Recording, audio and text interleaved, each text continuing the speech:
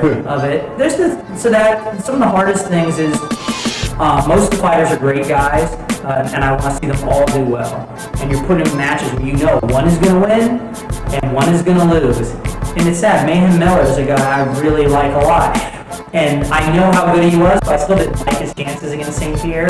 I know how great he is, but Mayhem wanted the shot. He wanted his opportunity, so that is all I can do is give somebody an opportunity. But it is hard. I put people I consider good friends in matches where they've gotten beaten up, and that's just, that's the game. Now, would you consider this a true or false statement? I always say in the UFC, it's two professionals. Anybody can win on any given day. 100% I agree with that. That's why I like rematches. Some people go, man, you guys do a lot of rematches. I really do believe, because there's so many ways to lose that you could get caught with a kick, a punch, a knee, an elbow, a choke, an arm lock, a leg lock. You can't defend everything all the time. So I really do believe that people should get a second shot. If they've worked their way up, they've got a few wins. I was happy to see Frank should get another shot.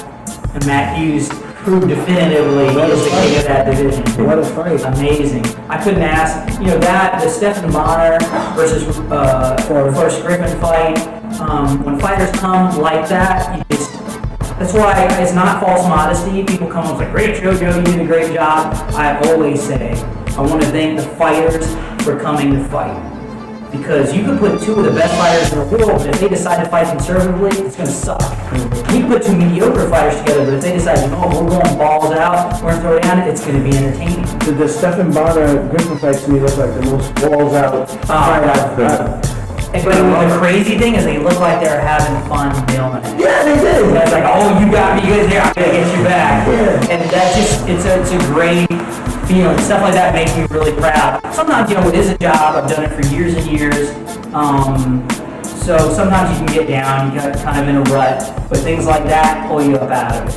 You're like, oh yeah, this is why I fell in love with this. And how do you feel what's going on with the sport right now, especially with the UFC, with Spike TV? How much of an influence is that going to have on the next 3 years in this sport? It's amazing. That's what I've always told people is UFC was a pay-per-view. It was an anomaly. Nothing has ever been successful on pay-per-view without TV support. Boxing has TV support. Wrestling has TV support. We were just pay-per-view.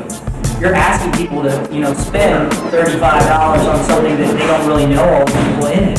It's like, if we could ever get TV and get the general public for free to see who these people are and how exciting the sport is, that's what it needs to blow up, and now it's happening. And there's been times in UFC history, as I've been through it all from the beginning, where I was convinced it's like, well, it's been fun, I guess I'll go find something else to do now, because things look really bleak.